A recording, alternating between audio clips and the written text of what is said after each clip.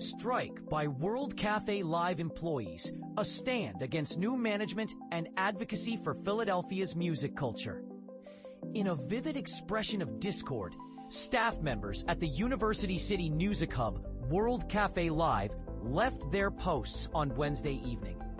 They were rallying against what they termed as unacceptable hostility and mismanagement under the newly appointed leadership. This leadership team is headed by Joseph Callahan, the CEO of the nonprofit organization. Callahan took over from the original founder, Hal Reel, who decided to step down just last month. On that particular night, at around 8 p.m., the renowned singer-songwriter Suzanne Vega commenced her performance in the downstairs music hall. Adorned in a stovepipe hat, Vega sang Marlena on the Wall, unaffected by the events unfolding outside on Walnut Street.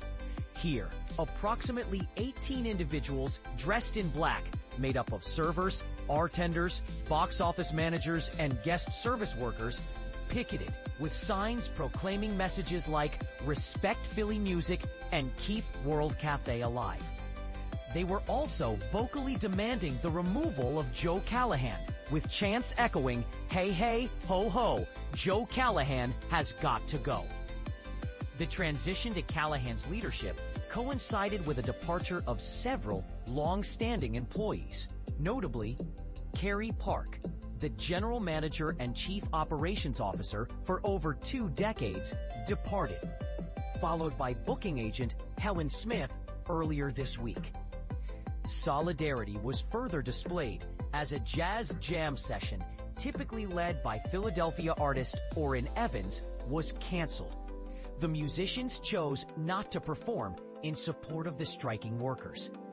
Outside, Sophia Mattis, the night box office manager, read a statement on behalf of the collective. This letter, also shared with Callahan and his management team, outlined the workers' demands. They called for fair and timely pay, transparency, mutual respect, job security, and a commitment to local Philadelphia artists and guests. If these demands are refused yet again, we are ready as a unified staff to escalate our actions, the statement declared. It went on to highlight Callahan's disconnect with the organization's culture, stating, "Joe Callahan and his staff were never part of the WCL family before now. They haven't been our guests and haven't experienced what makes WCL special."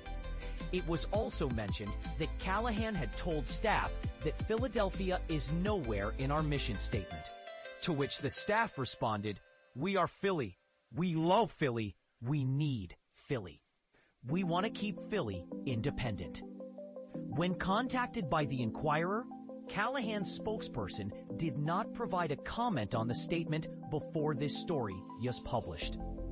As of now, it's uncertain whether the employees will resume work on the following days. The venue, sharing property space with the University of Pennsylvania's radio station WXPN-FM 88.5, but operating independently, remains active.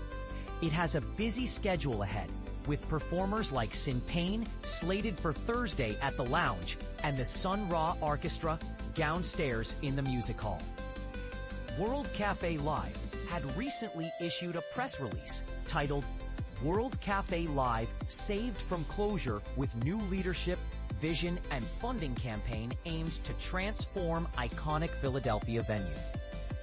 The venue is grappling with a $6 million debt, and the new leadership has commenced a fundraising campaign to address this challenge. Employees, while picketing, shared concerns about potential job losses, noting a job fair being held at the venue during the day. Meanwhile, cars passed by, honking in support of the striking employees.